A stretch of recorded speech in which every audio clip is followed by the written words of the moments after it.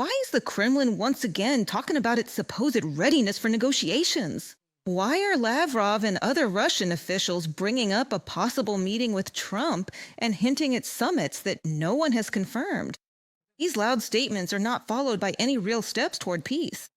Moscow keeps repeating the same old ultimatums, invents new excuses, and at the same time escalates its aggression from large scale combined strikes on Ukraine to hybrid attacks on Europe.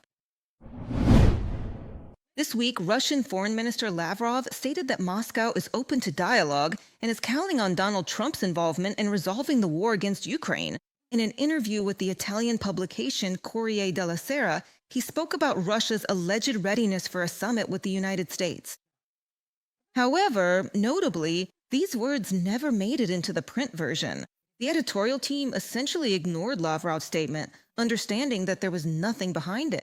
Almost simultaneously, Putin's press secretary Peskov picked up on the topic as well. However, he immediately shifted from emphasizing the importance of diplomacy to blackmail, started threatening Kiev, and voiced the usual, deliberately impossible conditions. Meanwhile, Lavrov and Peskov are sending a message to the West, asking Trump to revisit the issue of peace talks with Putin. Things got tough for the Russians when the U.S. realized they were just stalling for time. Andriy Kovalenko, head of the Center for Countering Disinformation at the National Security and Defense Council of Ukraine. Moscow really does want to convince the West that a compromise is still possible in order to sow doubt and slow down military aid to Ukraine. At the same time, Russia is intensifying its strikes on Ukraine's energy infrastructure, hoping to pressure Kyiv into making concessions. This is exactly what U.S. Secretary of State Marco Rubio pointed out when commenting on the situation. He noted that he hasn't spoken with Lavrov for a month, which means there can't be any talk of agreements. The Russians have made it clear that they want to take the remaining part of the Donetsk region, and obviously the Ukrainians are not going to agree to that. Right now, we see that they continue to carry out long-range strikes on Ukraine, obviously aiming to destroy the power grid and demoralize the population. And they have achieved some success. They have put forward demands that Ukraine can accept. That's where things stand right now. 19 missiles, including 12 ballistic ones, and 430 drones were launched by Russia at Ukrainian territory on the night of November 14. This is what the aggressor's so-called real peace plan looks like. The capital, as well as the Kyiv, Kharkiv, and Odessa regions, came under heavy Russian shelling. The Russians also struck Sumy region, reportedly with the Zircon missile.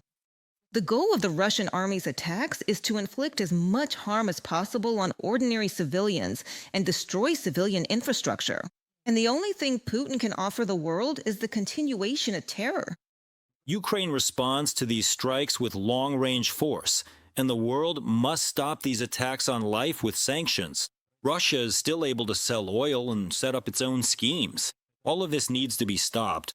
A lot of work is being done with partners to strengthen air defense, but it's not enough. We need to reinforce with additional systems and interceptor missiles. Europe and the United States can help. We are counting on real decisions. Volodymyr Zelensky, president of Ukraine, on Telegram. The lack of success on the front lines explains why Putin has once again switched to striking Ukrainian cities and critical infrastructure, writes the British publication The Economist. Nothing new? Moscow is counting on using fear as leverage and is trying to destabilize Ukrainian society ahead of the winter months. As the publication notes, this only shows that the Kremlin has neither a diplomatic nor a political plan. All Russia is capable of is sowing chaos and continuing to kill. The root of Putin's problem is that he is unable to defeat Ukraine on the battlefield. The summer offensive of 2025, the third and most ambitious one, ended in complete failure. Russia's current tactic is to send small groups of soldiers into the kill zone. But even if some manage to break through, the rest can't take advantage of it. And the more senselessly Putin wastes Russian lives today, the bigger the crisis he'll face tomorrow. From a publication by The Economist. British intelligence has paid special attention to Moscow's partner, Beijing. China is closely watching the West's policy toward Russia, and insufficient support for Ukraine could influence Xi Jinping's strategic decisions regarding Taiwan. Former head of British intelligence MI6, Richard Moore, is convinced Putin has no intention of signing a peace agreement with Ukraine. According to the intelligence officer, for the Russian dictator, this is not just a matter of territory. He's trying to turn Ukraine into something like another Belarus. Moore noted that the Kremlin uses political pauses to its own advantage. It is our duty to accurately convey what intelligence tells us. For example, that Putin has no intention of signing an agreement, that for him it's not just about territory, but about dominance and turning Ukraine into something resembling neighboring Belarus. Putin is trying to manipulate Western countries, including the United States. He's an intelligence officer. I know people like that. He is trying to maneuver us into a position that suits him, but we should restrain him and not allow such maneuvers. First Deputy Foreign Minister of Ukraine, Serhiy Kyslytsya, told The Times in an interview that peace talks between Kyiv and Moscow have essentially reached a deadlock this year and have been suspended. The Moscow negotiators focus not on finding solutions to end Russia's war against Ukraine, but on trying to throw their opponents off balance. And for that, a dossier was compiled on every member of the Ukrainian delegation. It's important to understand that under a dictatorship, it's impossible to have creative discussions with negotiating teams that represent the dictator. They come with a strict mandate and are only allowed to defend that position. Moreover, they keep an eye on each other and report on who was tough enough during the negotiations. Serhiy Kyslytsya, First Deputy Minister of Foreign Affairs of Ukraine, in an interview with The Times. There is another reason why Putin is so eager to appear ready for negotiations. His main tool, pressure on the West, nuclear threats, no longer makes the desired impression. Red lines, talk of World War III, tests of the Poseidon and Burevestnik missiles, all of that doesn't work anymore. As the American publication The Hill writes, Putin's blackmail not only failed to impress U.S. President Donald Trump, but actually had the opposite effect. That's why the Kremlin had to quickly change its tone and start playing the role of peacemaker.